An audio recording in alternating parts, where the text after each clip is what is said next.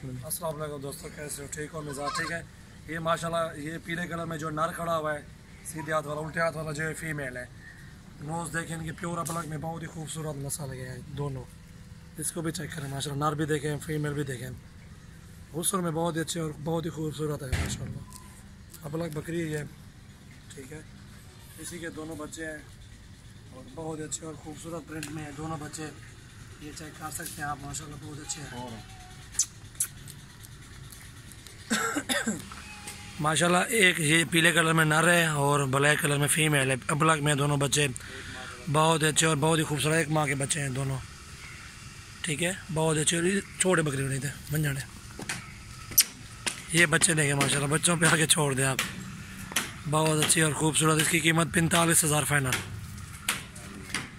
माशाल्लाह। ये देखें माशाल्लाह, दोनों बच्चे बहुत ही खूबसूरत है इस बकरी के।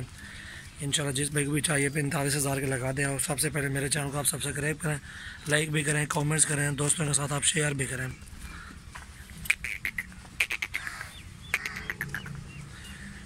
सजावल गोट फार्म मेरा चैनल है और मेरा एड्रेस डेरा गाजी खान है। 45,000 के लगा दूँगा। ये बच्चे देखें माशाल्लाह, इसी के दोनों ब्लैक में, एक मेल एक फीमेल।